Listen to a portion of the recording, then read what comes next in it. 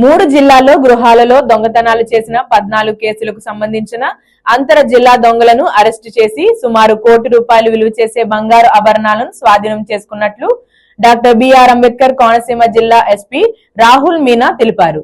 జిల్లా ఎస్పీ కార్యాలయం నందు ఎస్పీ రాహుల్ మీనా మీడియా సమావేశం నిర్వహించారు.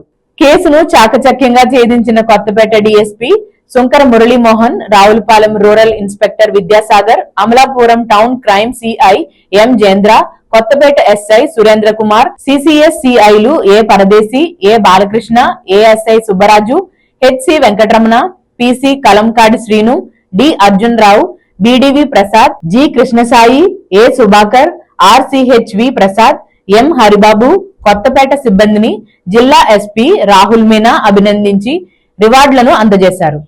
నమస్కారం అండి. ఈరోజు మేమందరము ఇక్కడ మన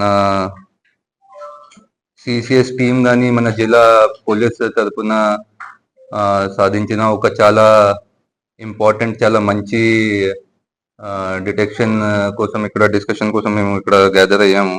సో ఆ సిసిఎస్ టీం అండ్ ఆ డిస్ట్రిక్ట్ పోలీస్ టీం వాడు కలిసి చాలా కోఆర్డినేటెడ్గా చాలా డీప్ ఇన్వెస్టిగేషన్ చేసి, టెక్నికల్ అనాలిసిస్ చేసి, టెక్నికల్ సర్వేలెన్స్ చేసి రెండు చాలా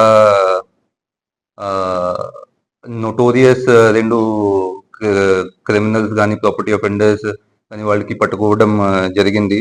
సో మీకు స్టార్టింగ్ నుంచి చెప్తే అంటే గత సంవత్సరం ఆగస్ట్ నెలలో 31 ఇది డేట్లో కొత్తపేటలో ఒక ప్రాపర్టీ అఫెన్స్ జరిగింది. దీంట్లో కొంతమంది అఫెండర్స్ ఒక హౌస్ కి వెళ్ళి అక్కడ బోల్ట్ అంటే డోర్ లాక్ బ్రేక్ చేసి అప్పుడు అక్కడ ఇంట్లో కూడా అక్కడ ఉన్నవాళ్ళు ఒకడే ఉంటారు. అప్పుడు డోర్ లాక్ చేసి లోపల వెళ్ళి ఇంపార్టెంట్ ఇది ఐటమ్స్ కి దొంగతనం చేయడం జరిగింది. సో అది తర్వాత టీమ్స్, ఆ సిసిఎస్ టీమ్స్ అండ్ ఆ police teams got in to action. అప్పుడు నుంచి డిఫరెంట్ టీమ్ చేసి వాళ్ళు కంటిన్యూస్ గా ఇది సర్వేలెన్స్ పెట్టి సీసీటీవీ కెమెరా ఫుటేజెస్ అనాలిసిస్ చేసి అంత ఇన్వెస్టిగేషన్ చాలా గట్టిగా ఇన్వెస్టిగేషన్ చేశారు. యాజ్ అ రిజల్ట్ నిన్న మేము 2 చాలా నోటోరియస్ అఫెండర్స్ కి పట్టుకున్నాము. ఫస్ట్ ఇస్ పొన్నాడ రవిశంకర్ అక్క వీరాబాబు, సెకండ్ ఇస్ వైరా చిరంజీవి. ఇది ఇద్దరికి నిన్న కొత్తపేట నుంచి అండ్ ఇది అనపతి నుంచి పట్టుకోవడం జరిగింది. సో వాళ్ళకి బ్యాక్గ్రౌండ్ చెప్తే అంటే ఇది వీరాబాబు మీద previous I think 120 burglary cases లో కూడా అతను ఇన్వాల్వ్ అయ్యారు. So you can understand like how notorious is this person. ఇది వీర చిరంజీవి అంటే అతను కూడా ప్రీవియస్ ఒక మర్డర్ కేసులో కూడా ఇన్వాల్వ్ అయ్యారు.